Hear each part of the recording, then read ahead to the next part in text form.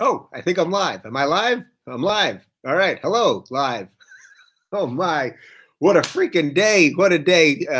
Doing the Patreon chats all day, and I'm just back from London, and then there was like a zillion other shows that we just did, and I'm mildly hungover. I've been talking to people all day, but I'm going to give you guys everything I've got left. You're getting it all right now. There is so much happening at once. It's funny how every time I do one of these, we do this obviously once a month, and every time I do one of these. I always feel like there's like some big shift going on with everything that's happening. And generally, things have sort of shifted in the direction of goodness for the conversations we're having and for the ideas that I'm talking about and all that stuff. Things have really, really leveled up since last we spoke, last time we did one of these, which actually now is about a month and a half ago. Obviously, today is what is today? The 17th, I think, of May. Normally we do these at the beginning of the month, but because I've been on tour with Jordan Peterson and getting back into the stand-up game, I've had just like a random day in LA, and then I'm gone for 10 days. We tape 3 shows, and we've got a bunch of stuff in the can. We got some big stuff coming up. There's a lot of things I want to catch up on. So I know that a bunch of you watch this thing live on, well, you're watching live on the private YouTube link. A lot of people watch this on demand. I'm happy to take questions, which I see a bunch of things have jumped in there already. And I just want to catch you up on a couple of things and talk about some of the things that I'm like super enthused about at the moment. I am a little jet lagged, so just so kind of bear with me. It was a 10-hour flight back from London, which was, I just got back not yesterday, the night before. And just beyond that, I had traveled, I think we did 8 cities and 8 nights or something right before that. So it's just been like a lot of craziness bouncing around. Okay, so I see a couple things here. Yeah, all right, I see a couple things here, but let me just catch you up on a few things. All right, where to start? So first off, this tour with Jordan has been, we're not even halfway done. We're like a quarter of the way done, barely. We just extended it now. I just heard we just signed on for some more stuff, basically through July. And they wanted me to do some stuff in August, but I am going off the grid in August, so I'm not going to do the August shows. But in any event, we've done about 10 of them so far. We started this originally, we did the first one of these that we did was actually the day that Shapiro and Peterson were here together. That night, Jordan was doing one just as a test in LA. And at the end of the live stream that we did, I said, hey, Jordan, if you want me to come down to the theater with you, and I'll make the people laugh before you get out there. We'll see what happens. Let's see what happens. And he immediately was like, let's do it. We went there. It was great. Like I just get everybody going. I talk about Jordan, and I talk about all the people who were around, and jokes and blah blah blah, and it's just great. Then we did one at the Beacon Theater in New York City, which was the theater. That was when I was really in my stand-up days. That was the theater I wanted to perform at more than anywhere else. George Carlin did a bunch of his HBO specials from there. Ellen DeGeneres did an HBO special there. I think Seinfeld did, or at least he performs there all the time.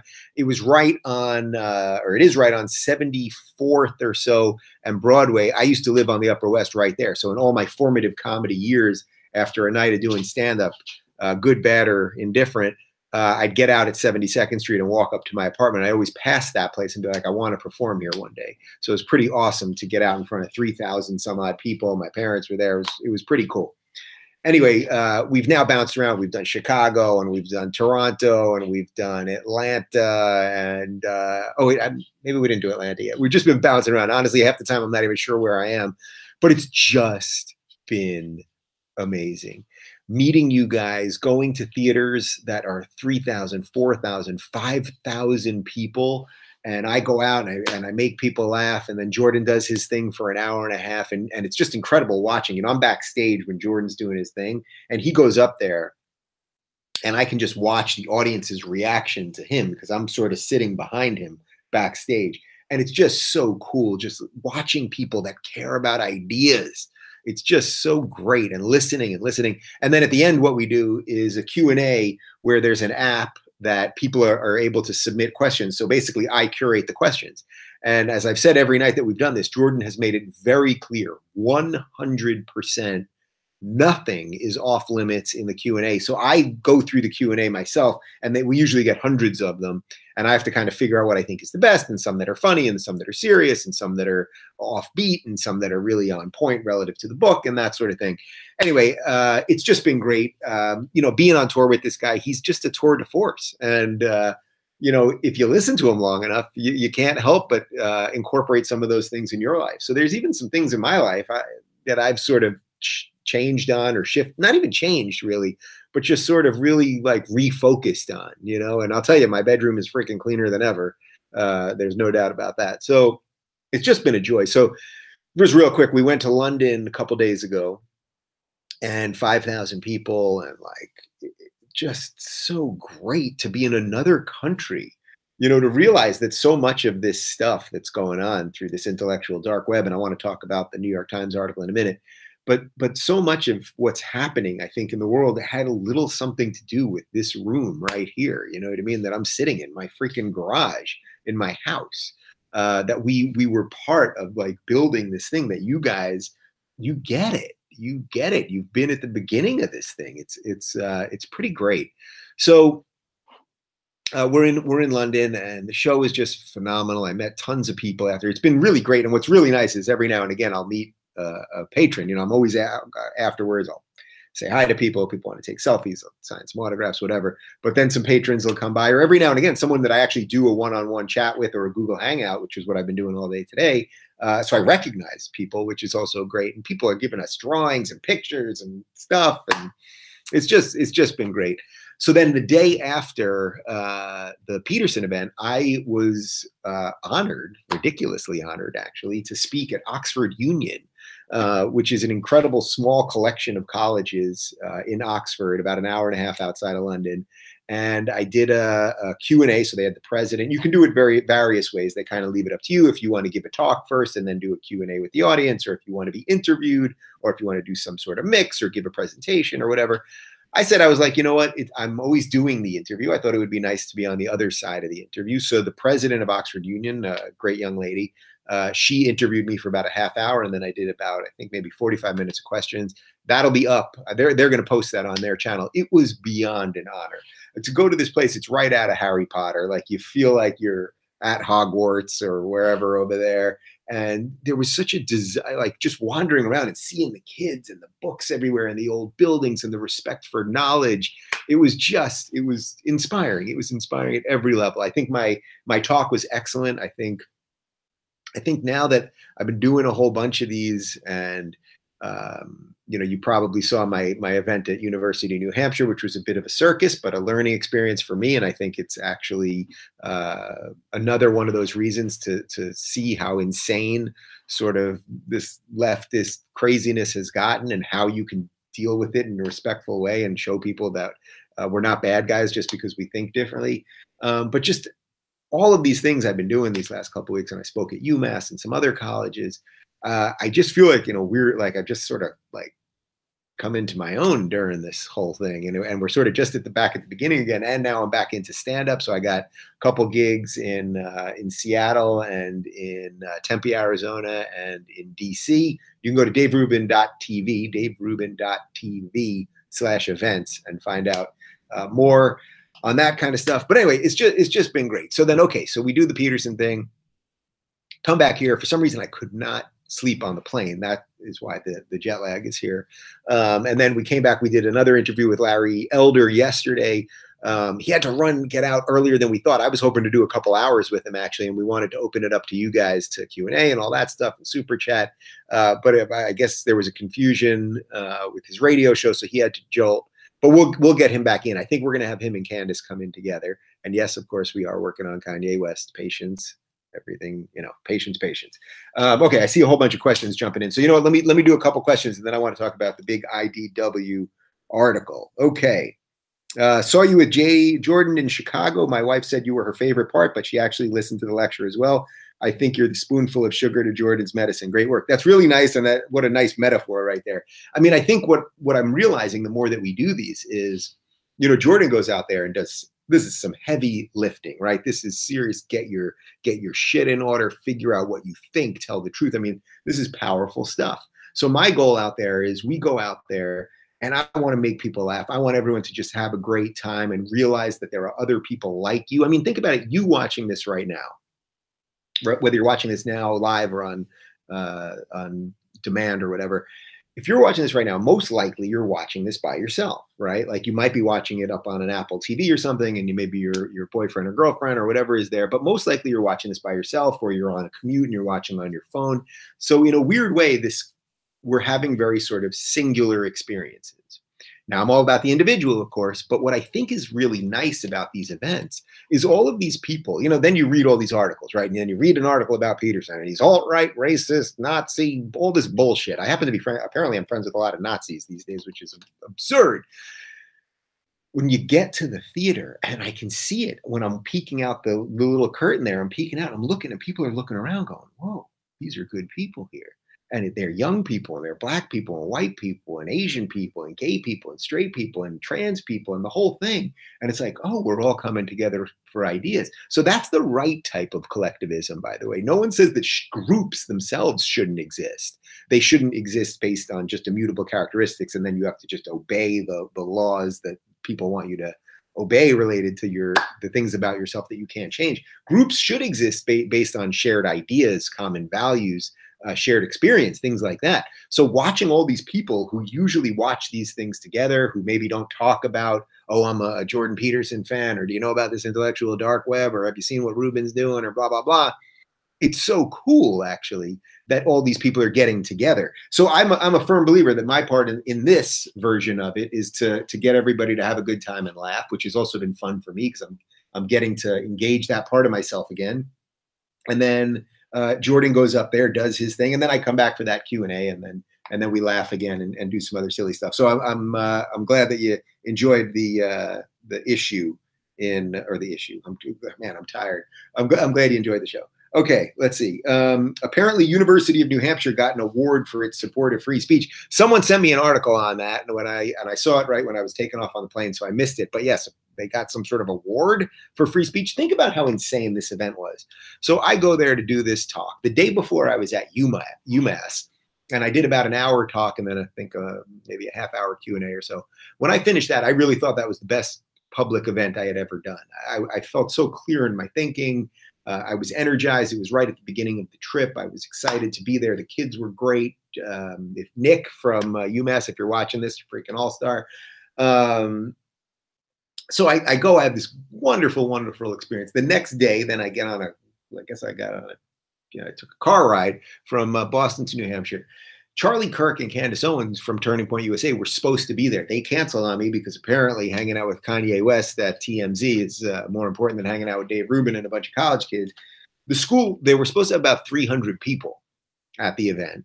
And it turned out that because of security, because of the protesters and the threats, they said that the police and campus security said that they couldn't secure the room. They couldn't secure any room on campus, literally any room on campus. So now think about that. The bad guys have already won because they've through threats that no one got in trouble for, right? They said, we can't do this on campus. So they moved us to a hockey rink, a 7,500 seat hockey rink. It was absurd. It was patently absurd. They put, I'm standing on a riser and I've got all the seats in front of me, and there's a little, what they call step and repeat, just the turning point background behind me. There's literally over 7,000 seats empty. They wouldn't let in about 50 more supporters, but they let in plenty of protesters. It was a little unclear to me exactly what was going on. Anyway, I do my thing. And, the protesters, these kids that come to these things, first off, the Turning Point, Turning Point people, oh, it's this pro-Trump evil, blah, blah. These people could not have been nicer, more respectful. Watch the beginning of the video and listen to what this kid talks about tolerance and decency and sharing ideas and all of these things. I go up there. The protesters, from beat one, they're never listening. They're not there to listen. So from beat one, they're on their phones. They're whispering to each other, giggling at each other, staring at me like the evil stare of death. And then I didn't realize this till after I was informed that they had something on a clock where every 10 minutes or so, something would go off and then two of them would stand and chant. So the first couple that chanted Black Lives Matter, then the other ones chanted, we're not the problem. And they chant like robots. And I would repeatedly say to them, guys, if you have a question, you can ask me a question. If anything I said upset you, please let me know what that is. And then they have nothing. And I did this with virtually every protester. If you have a question, let me know. And they don't. And then what they do is they yell at you and demand that you respect their free speech, even though they don't respect yours, and screaming and noisemakers. And, and the funny thing is, I didn't even, before I realized how out of control it was going to get with the protesters, one of the things I always say at my speeches is that if you're at a school right now, you're at a university, University of New Hampshire is pretty good. If you're at a university right now, you most likely have it better than your grandparents. I mean, think about you watching this right now. Almost everyone in America that's of college age, and even if you're, let's say, under 50, and even older than that, almost everyone in America, the American story basically is that it gets better from generation to generation to generation. Now, it doesn't always get better. And by the way, there are plenty of rich families, 80 years ago that the people have nothing now, and they lose it in a generation. So nothing's guaranteed. But generally speaking, all of us right now, think about your grandparents' life. Think about what your grandparents were doing when they were your age, and you pretty much have it better. And I always impart that on people because when they think how evil the system is, how racist the system is, how awful the system is, they never want to acknowledge that it progressively has gotten better. And that's the right type of progress, a word that I don't like very much anymore. Progress of getting people to be equal, to have equal opportunity, not equal outcome, getting people to a place where they can then, because of equality of opportunity, choose the path that they want to choose. This is a beautiful thing. But there's almost nothing you can get through to these people. And the anger, this look, Jordan and I discussed it one night during the Q&A, this pure look of it's truly hatred. I mean, some of the people, when they were looking at me, the amount of hate that they were leveling my way as I was telling them that, I was talking to this trans woman who was screaming, and I kept saying, I want you to have equal rights. I want you to be treated with dignity. I want you to be respected, and I hope you find someone to love in your life. And she still was demanding that, people have to treat, use pronouns that she wants. Now, I would prefer people always to do that, but the government shouldn't come in and force people, right? And it's like, you can't get through to these people. So you have to sort of set them aside in a way. And what you can do is get everybody else. So let's say 200 of the people there were supporters. Let's say 50 were on this fence and 50 were protesters. I'm just giving you some rough numbers here. Well, the supporters, okay, they're going to listen to what I think and hopefully dig most of it and agree or disagree, and we're all good. The 50 that are there to protest, they have no desire to listen, by and large. The 50 that are the key are the people that are like, I maybe heard something about this guy, or this is sort of interesting. But by the way, I said to them at one point, to the audience, like, who's winning here? Do you think you're winning anyone over with your noisemakers and disruptions and screaming and pounding on things? No, you're not. Now, that doesn't mean automatically people are going to like my ideas, but I think if you show them calmness and decency and respect, that generally speaking, that'll get, a little bit back. You'll get a little bit back, and you'll empower people to think for themselves. Okay, here we go. We got a whole bunch of things here. What is the one thing most to blame for the polarization of politics? That's tough. I would say that sadly what it is the lack of critical thinking, that somehow the education system got so lazy that we just started pumping out a bunch of people who can't really think for themselves. And we've been so sheltered about ideas, and so, we've been taught for so long that if you think certain things, even about basic economics, that makes you a racist or a bigot or some other such nonsense, that the inability for people to hear other ideas, the inability for people to think for themselves leads to everyone being angry all the time. And I got to tell you, for all the times that look, do I think that the basic ideas that I promote with you guys, do I think that I'm basically right about these ideas about freedom and individualism and all, and liberty and all of those things, and living under the law and all that? Of course I think I'm right. But I promise you that I constantly am trying to think, wow, where could my blind spot be? It's one of the things I talk about with Eric Weinstein a lot, is where could we have blind spots that we're not thinking properly about what it is that we're talking about. And I'm constantly trying to challenge myself on that. And that's why I'm bringing in people all the time to talk about all sorts of different things. So I would say the inability to critically think has left us in a place where everyone's fighting. But also remember, on the fighting front, we're not out on the streets killing each other. We're sitting at computers from the comforts of our offices and homes saying mean things to each other. And I think most people are just really freaking decent.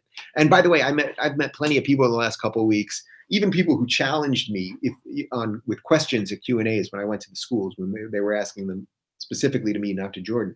People would ask me tough questions, really tough questions. And I could tell some of the people didn't really like me. But then after I'd meet them and there was an agreement, like a basic agree to disagree, a basic human respect there. That's what we got to be fostering right now, more than anything else. Let's see.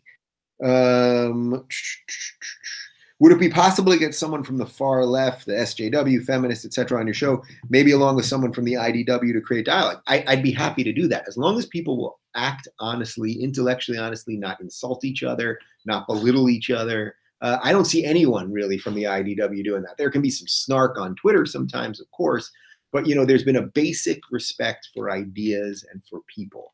A respect for ideas, meaning we'll listen to ideas, but then you're allowed to challenge and critique ideas, and a respect for human beings, and to be able to separate ideas versus people, as I talked about in the direct message this morning. So I'd be happy to do that. I'm having trouble finding good actors in the other space, and I don't want to just put on anybody. People link me to somebody like a YouTuber with 40,000 subscribers that's 21 years old, and it's like, that's not exactly where I want to be with this whole thing. But I will continually, I promise you, I will continually try to find people that I think are acting in good faith that will sit down. I'm finding it a lot easier. Still, it's just a lot easier to find old school liberals, which I think most of my guests are, or at least a huge percentage. Libertarians, I'm obviously happy to talk to, and that's the line of thinking that I really love the most at the moment. And even conservatives who I disagree with on some key stuff, I find there to be a willingness to sit across from people they disagree with. It's just harder to find it on the other side. And I would say that it's a little bit of this. Dennis Prager has a great line that, the right thinks the left is wrong. The left thinks the right is evil.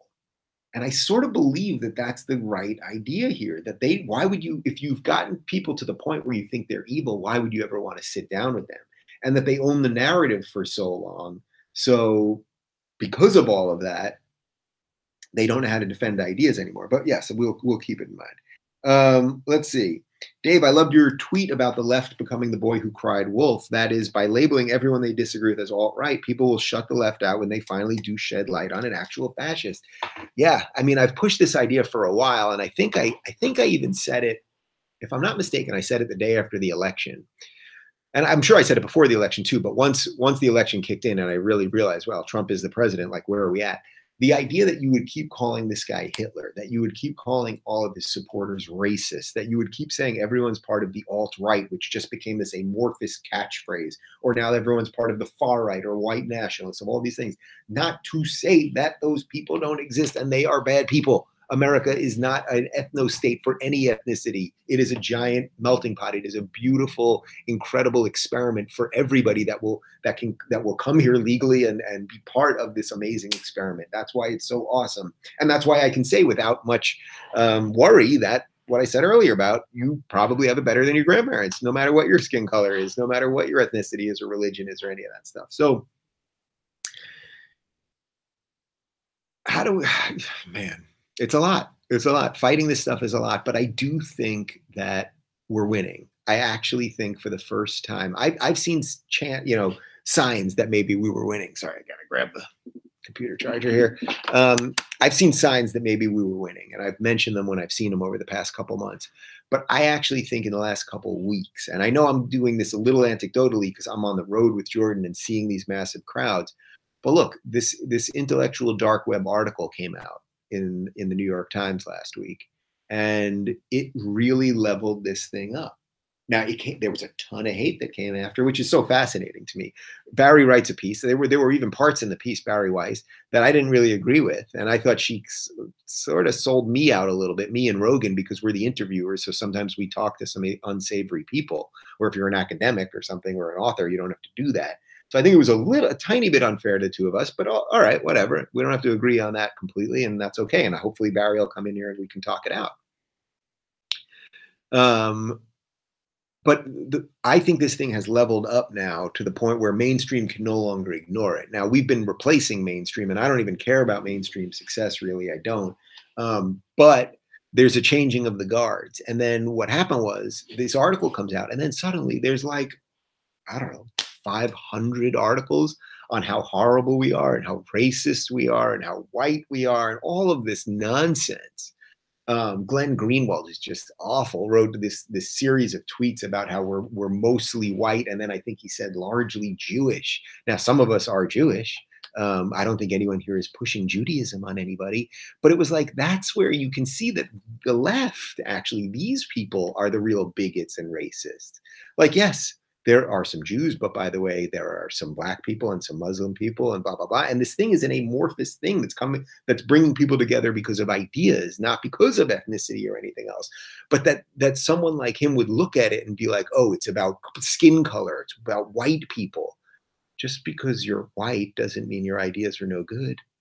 It's about your ideas. This, again, is why it comes down to the individual and why these people are so hysterical and their ideas are going nowhere. And by the way, for all the horrible things that are written about all these people, including myself now, none of it sticks anymore. It doesn't stick anymore because everyone's like, this is just horse shit, bullshit, nonsense. So there is that is another step of winning, right? If we can keep fighting through this nonsense. Okay, let's see. Dave, the government set me up with an income-based repayment plan when I graduated from college as I worked 2 retail jobs. It took me 26 months to get an entry-level position in my career. Do you see this type of repayment plan as a safety net or as government overreach? I don't know that much about income-based repayment plan. So you were repaying your college loans, I assume. I don't know enough about these specifically, but I would say just generally speaking, if you signed up for it, then you got to do it. You don't have to take loans. You can, or, you know, you don't have to take loans. You don't have to go to college. You know what? I don't know enough about it specifically to comment on it. So I need to know a little bit more. When you change your set motif, would you auction off the current decorations? That's funny you asked. We've been thinking about maybe doing a couple light changes, maybe something with the table here. We met this great woodworker here in LA who's a fan, maybe kind of softening it a little bit. I think just in general, I love the set and people love the set and it's great. But I think in general, it's good every now and again to refresh things, you know, so we don't really have seasons here. You know, like a normal television show would have a season. We don't really have seasons. But I think that occasionally changing things up is good. We have thought about auctioning some things and maybe donating the money to charity or something. You know, I guess shipping a table wouldn't be cheap, but we can figure out a couple of things. So yeah, why? What do you got in mind? By the way, the artist who does a whole bunch of the stuff behind me is Kaylin Janet, and you can check her site out at KaylinRoseJanet.com, and she sells prints of a lot of stuff that's on our sets. Let's see. Your take, Scott Adams has said that us non-media people should just hunker down and not create waves. We'll just suffer needlessly. Other IDW people have said the opposite. So I haven't heard him say that specifically. I'd love to ask him about that. So the question I get asked most when I go to the college gigs is, should I speak up? You know, a lot of these kids are worried that if they speak up in class, if they go against their professors, that they are going to be punished or belittled, or it's going to hurt their grades or whatever you want to say. About 1.5 years ago, when I first started doing these, my answer to those questions would always be, you know what, you should probably suck it up because you just want to get out of school. It's not about being right. Get the best grade, get out of school so you can get the best job, move forward. I've actually had a 180 on this one. The more I've been around college students, and the more I keep getting this question, which implies that this thing is really an epidemic, you'll never get braver in life. When you realize it's time to be brave, that's when you got to be brave. You will not get braver if you've silenced yourself throughout college and now you're trying to get a job. And let's say you get a job and now you have a kid and a wife or a husband or a dog and a car payment and a mortgage. You're not going to suddenly be like, you know, I'm 32 and I got all this other real world shit and I'm going to start telling the world what I think. I'm going to start really standing up for what I believe in. And that's partly why I think the postmodernists and the collectivists and all that have so focused on college, If you can shut down people's brains in college, you're pretty good to go after that. So that's why they don't go for 40-year-olds. They're going for them at the formative years. So I think you have to stand up. And what I've said to these young people is that you have a phone in your pocket. Everyone is walking around with one of these. So you know what? If your teacher is telling you, let's say you're in a, well, I find it happens in all sorts of classes. So someone was telling me that they were in a biology class and something about libertarianism came up and the teacher was like screaming about far right lunacy. You got one of these. You got one of these in your pocket. Figure out audio record it, video record it, get it online, get it to Campus Reform, get it to Shapiro, get it to me. People will start coming to your defense. Look at Lindsay Shepherd. I think she's a good example of this. She was just a student who started saying what she believes. Guess what? She ended up in the chair across from me. She's gotten new allies all over the place. She's going to live a wonderful life that will be hers to own instead of bowing forever. So you got to stand up. I really do think that you've got to stand up. Let's see. How big will the intellectual dark web get before you feel like it'll need a written set of principles? Great question. So if you didn't see, so if you didn't read the article about the IDW that was in the Times, one of the premises that Barry brought up was that as this thing grows, that basically is, can anyone be in this? Like, what are the boundaries? Who are the gatekeepers that will set those boundaries, et cetera, et cetera. Now, you guys know my general feeling on this. My feeling is I make decisions that I think are right for the show, and that you can watch an episode and you can agree with the guest or not agree with the guest. It's then on you to maybe do more research or say, I don't want to watch this person anymore, or tweet about it and share your thoughts, et cetera, et cetera. That's my general position. Now, as this thing has been ramped up, there are issues related to does anyone just have the right to sit across from me here or sit on Joe Rogan's show or go on Sam's podcast or whatever? Are there ideas that are so out there and grotesque that they aren't worth entertaining? Are there people that are so awful that they're not worth talking to, et cetera, et cetera? These are all the things that I think, I don't know what this thing is yet. I mean, that's the thing, is like, we were all doing this, right? Like, I think we're going to look back on these past couple of years and all think, man, those were the good old days, you know, like when we were just doing it. What were we doing? Like, why were we having Michael Shermer and Dennis Prager in here to talk about God versus morality, or Shapiro and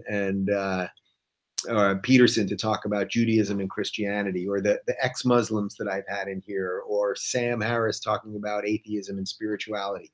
Why were we doing all these things? Well, I think we all just thought they were interesting things to talk about. I think they were the things that we thought were relevant that were being ignored. Now this article's come out and sort of kind of wedged us together.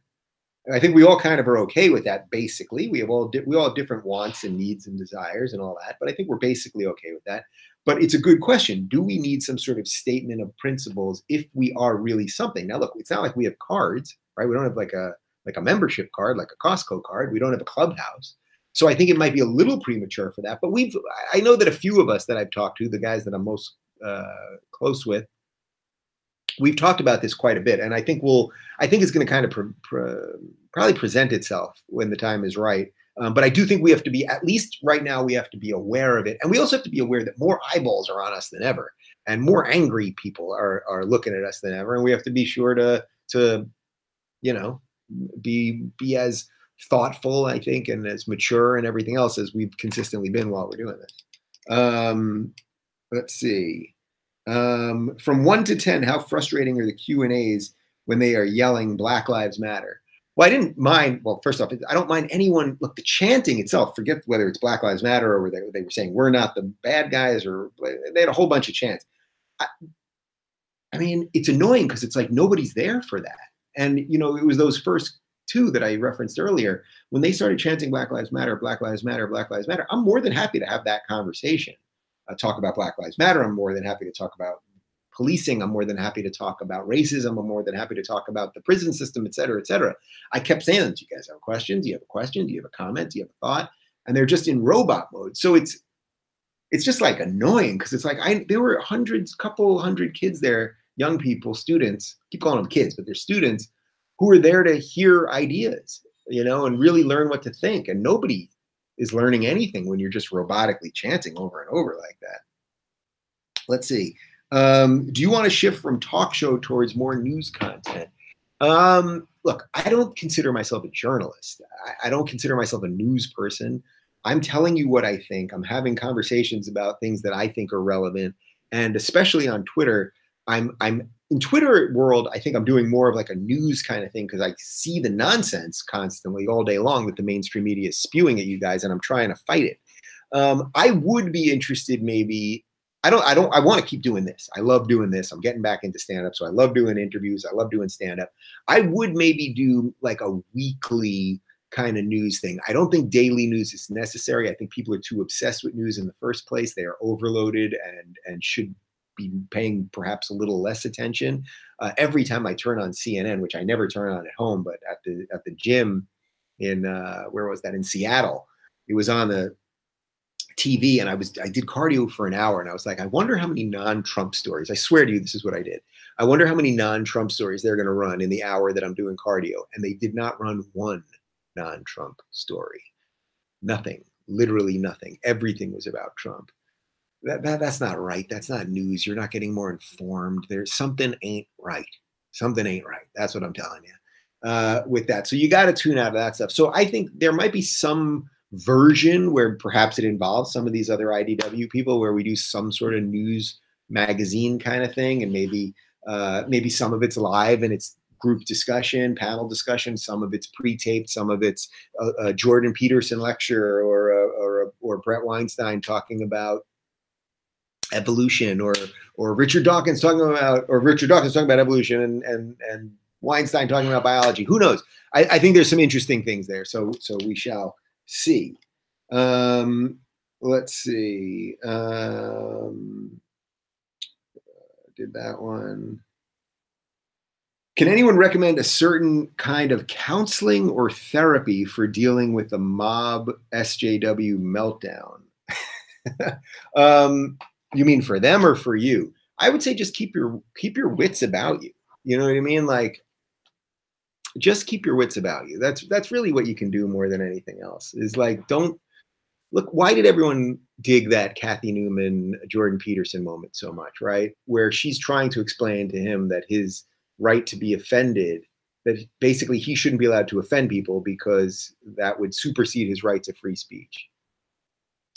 And look at what he did. There's a reason actually why it was so effective, I think.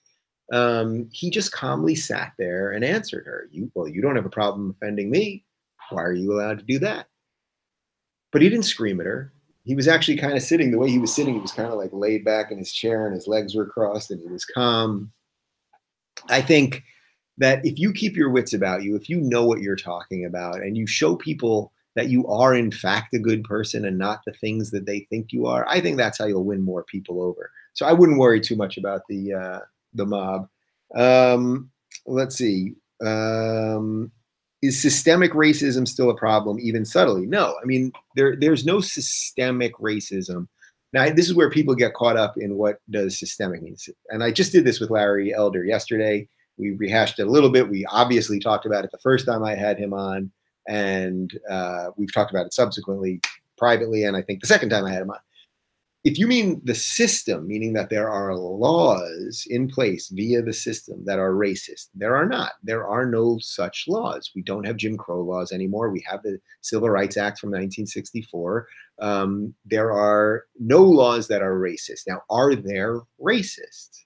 Yes, there are racists. And by the way, for as long as humans will exist, there will be racists. I mean, imagine if, like, what would be the way to get rid of, so you can teach people to not be racist, right? And I think the best way to do that is by talking about the individual, because if you truly believe in the individual, then if you had a black person in front of you and an Asian person in front of you and a white person in front of you, you'd have to actually talk to each one of them to figure out what they think. You wouldn't be able to go, oh, black person, you should think this about economics because you're black. White person, you should think this about abortion because you're white. And Asian person, you should think this about gay marriage because you're Asian. I mean, think how absurd, like patently absurd that is, right? It's totally ridiculous. So does racism exist? Are there people that are out there walking around that when they see a black person, they think all sorts of things, or that hate Jewish people or hate gay people or Muslim people or whatever? Yes, those people are. But there's no way to totally get rid of those people. What I think you can do is you can teach people about the individual. You can teach people about what freedom means. You can teach people about what the American experience is. And then through that, I think you can actually make people less racist. You can make them prejudge less. I think that's the only way you can do it. But in a society, especially in a society like ours, where what do we have, 350, 400 million people, some people are just going to be bad people. But we shouldn't be trying to legislate their ideas, right? Like for all I know, my next door neighbor is a racist. I have literally no idea. I don't know what he's doing in that house. I don't care what he's doing, as long as he doesn't blast his music too loud, as long as he doesn't come onto my property, as long as he doesn't try to take my shit or anything like that. If he's a racist and I met him on the street and I was talking to him, I'd be like, I'd either try to talk him out of it a little bit, or I'd be like, all right, that's not someone I want to talk to. But these people are always going to exist at some level, because you cannot take away all the bad things from society. I think this is where Eric Weinstein had that great line, like, on the way to utopia, these people that believe we can create utopia where everyone will be equal, everything will be equal, and everyone will be nice and treated nicely and all those things, you will get dystopia. It has happened every single time. This is the fatal flaw of socialism and communism, Marxism, and all of these things. So, but in terms of the system, which was the original question, it doesn't exist. Now, could we do more? If you want to, so if you want to help people, so if your question really is that racism still exists and there are inequalities out there, well, then we should give more school choice. If you live in a bad community, right? So let's say you live somewhere near the projects in Harlem or something, you should have more school choice so that you can hopefully get your kids to a better school. We should have more local education also, that's not this giant Department of Education bureaucracy that can't do anything.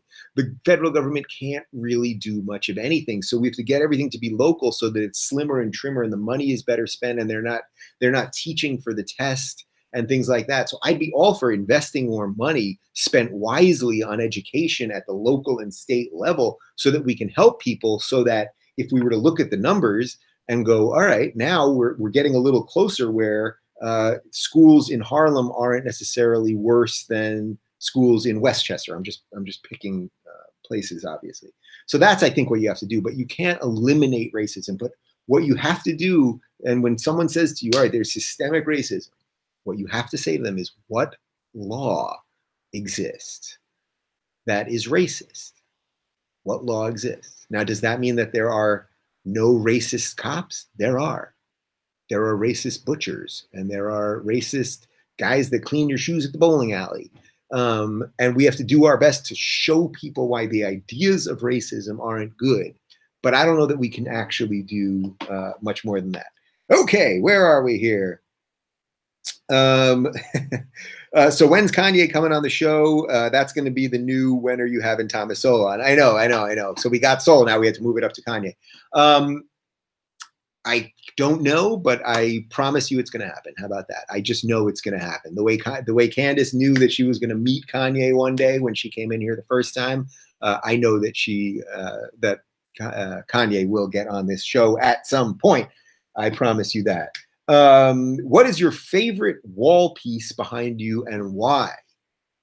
You know, I love a lot of this stuff. I'm trying to see what you guys can see here. Let me shift this a little bit.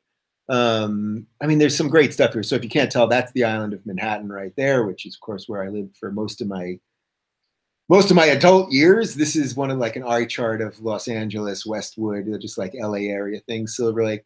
This painting, which I really think is cool, and people have seen all sorts of interesting things in that. A lot of people think it's Kurt Cobain, which I can see actually. Can you see that there? Some people thought it was like some sort of Star Wars thing. Some people thought it was something like from the Transformers or something. But prints of that are available, CaylinRoseJanet.com, CAYLIN, rosejanet.com. That palm tree, I believe, is a palm tree that was in front of our old apartment in West Hollywood.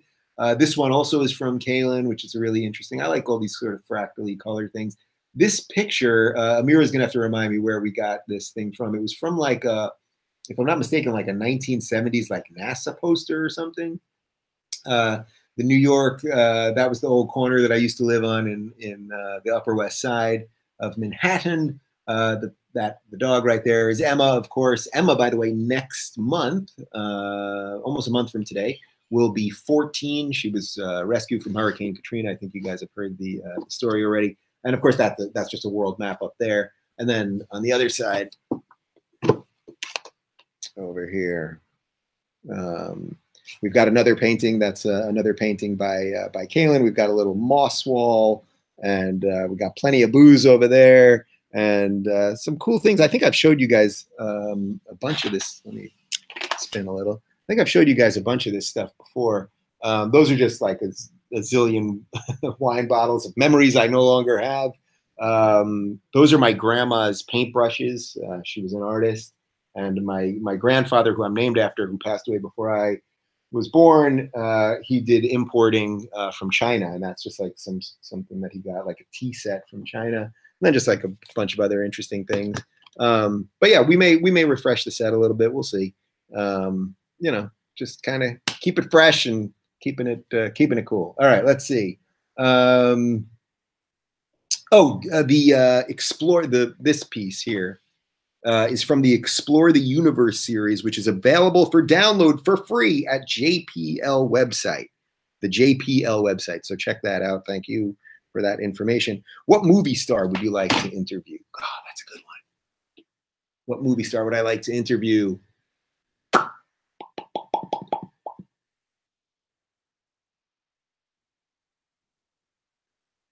Movie star. I'm trying not to go comic because I always go comic on this, so I could think of like 100 comics that I want to interview. But is there a movie star that I think is like a particularly interesting person? I mean, I guess this one's a little cliche, but I think it would be kind of a good one to talk to. I mean, Tom Hanks in a real interview, like a real sit down, I think would be interesting. He's been in so many good movies. You know, he's generally liked by so many people. He's made the right choices throughout the whole thing, but I think getting to know him a little bit better, you know, he used to be, when he started, he was doing movies like Big and Turner and Hooch and some other stuff. My hair's going crazy today. You know, he used to be like a little more of like a comic actor, a little more off the wall kind of thing. So he would be interesting, but that feels so cliche to me. Another actor, you know, I'm not one of those people that like watches movies because I really like the actor. Like I just kind of pick something and do it. You know who? You know, I got a good one for you. So Mark Hamill, of course, who plays Luke Skywalker on Star Wars, he is a lefty, like beyond. I disagree with him on absolutely everything. I would love to sit down with him. That would think how cool that would be. Like I love this man's art, what he has created in this world. But I just so disagree with all of his politics, and I would love to sit there and do it with him. By the way, speaking of Star Wars real quick, I watched Last Jedi again on the plane back from London. It's not good. I tried. It's bad. It's actually pretty bad. And the more I see it, the more I dislike it. I was actually thinking, man, I wish the prequels were on. I kid you not. Like that thought popped in my head during it. So there you go. Let's see. What do you think of comedians in cars getting coffee? Jerry Seinfeld's talk show. So I've only seen one or two, actually. I saw the one with, I think he did one with Carl Reiner and Mel Brooks, if I'm not mistaken. And I think I saw maybe maybe I saw a Kathy Griffin one, or I don't know. I've seen a couple of them, I guess, on Crackle. It's fine. It's totally fine. You know, it's a little like trite maybe for me. I don't know. Jerry comes off as like a little like very like richly smug or something, but I love him and I love the show. I had some strange interactions with him back in the day on the Upper West. But I'd love to talk to him more and see what happens there. Man, I'm beat, guys. I'm like in full like jet lag mode at the moment. Okay, 7 minutes left for questions. Are you excited about the Star Wars Solo movie, or did you lose faith after Rogue One and Last Jedi? We bought tickets already, so I think we're seeing it on Saturday after it opens. Like, yeah, I didn't like Rogue One either. I don't know. Am I becoming just like some grumpy old bastard?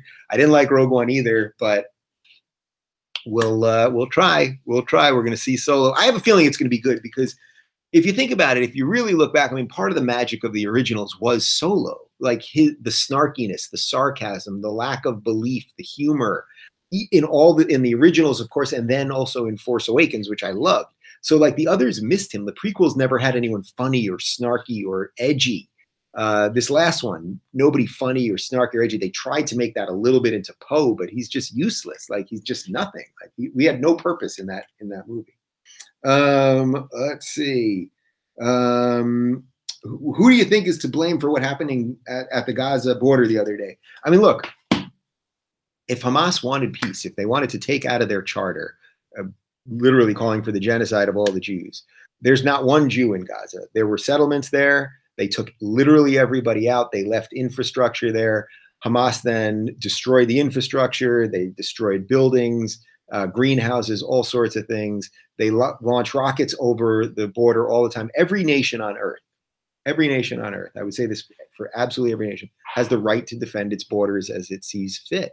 It's interesting that, Gaza is bordered, obviously, by Israel and Egypt and then water. Well, they never go to the Egyptian border because it would be far worse if people started storming that, and the world wouldn't give a shit. The world only gives a shit because Israel's involved, which is a really bizarre thing that I can't quite wrap my brain around. But they never go to the Gaza border because the to the Gaza border with Egypt, which I've crossed over, by the way, a long time ago when I was there in '97, and I actually spent some time in the Sinai and went all the way to Cairo, which I would never be safe now. It's really sad, actually. But it's like if what the Israelis were doing was so bad, how come they don't just walk over to Egypt? Because the Egyptians would kill all of them, and this is supposedly their brothers.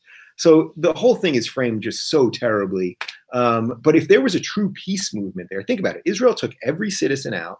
They want nothing to do with the place. They let all the food in, the water, and all that stuff. If the Hamas wanted peace, they'd have it tomorrow. So if they just put down their weapons, there would be peace. If the Israelis put down their weapons, there would be a genocide. It's just the sad fact. We should probably do more about that on the show. Let's see. I did that one. All right, this seems like probably a good one to end on. Who in the intellectual dark web would you say differs most from you, and on what issue? Well, that's a good question, because it's kind of, look, the thing that I think brought us together is what I referenced earlier. It was just, and it's what if you haven't seen my intellectual dark web video, direct message that I did this morning, please do check it out. Look, the thing that brought us together was a genuine intellectual curiosity, a desire to hear different ideas, and I think more than anything else, a true respect for you guys. Like, I actually respect you guys to be able to make up your own minds. I don't feel like I have to beat you with information. Like, I just don't. I think I can open up some doors, have some interesting conversations, but you go figure out some shit. And if you people email me every freaking day, and send me some really interesting stuff, or send me some stuff on Twitter, and I'm like, oh, that's an interesting thought on this or that. So I'm completely open to continuing conversations and talking about this stuff more. So in terms of who have the biggest difference with it, depends what it is. So you could say, like, I'll get to myself in a sec, but you could say, all right, Sam Harris is an atheist, Ben Shapiro is a believer, big difference, or Jordan Peterson's a believer, big difference. What's the definition of truth? Does free will exist? All of these things. I mean, look, I've had Shapiro on. Shapiro and I, he takes the libertarian approach to gay marriage now, but that obviously is not his default position on that. So we disagree on that. We disagree on abortion. I'm pretty sure we disagree on euthanasia. I think we disagree on legalizing medical marijuana, or I would legalize marijuana, period. So we disagree on, that's like a lot of political stuff we disagree on. I would say I disagree with Sam Harris now on a lot of the Trump stuff. I just don't see Trump as this existential Hitlerian threat, and I'll be glad to talk about that with Sam next time. I would say I agree with Michael Shermer on like 90% of stuff. The more I know about Michael, and I have many of his books here and I've read many of them, and the more I see him on Twitter and all that stuff, I do consistently agree with Michael on a ton of stuff. I don't know that I'm quite where, he absolutely calls himself an atheist. And as I said, I don't really like that term, because I do believe in something that I certainly can't quite explain in these 2 minutes, but I do have a belief in something, but it's not in something that I can't prove exactly. And I'm happy to continue those conversations. And by the way, when I'm around Jordan Peterson and he's talking about belief so much, and yet he's also someone that absolutely believes in empirical evidence, I think there's something there. You know, this is where a lot of the people that are a little more on the left will say, well, we have to just return to Enlightenment values. That is the root of everything. And what the other people on the other side of that would say, the Shapiros, the Petersons, the Pragers, would say, actually, that was born out of, you know, thousands of years before Judeo-Christian values that got us to the point of the Enlightenment. So you can't ignore all of that stuff. I think what the Sams and Shermers would say, well, actually, it was ignoring ignoring that stuff that got us to the point where we could get to the Enlightenment values. It's a great conversation. It's a great conversation that I don't think you have to make up your mind on completely. I think you have to just try to respect people on both sides. So in terms of who I disagree with the most, I don't know. I just presented you with a couple, but I'm happy to continue all of those conversations. I mean, that's what the spirit of this thing is really about. On that note, it is 8 o'clock. I started at 8 o'clock this morning, and I only had a little half-hour break today.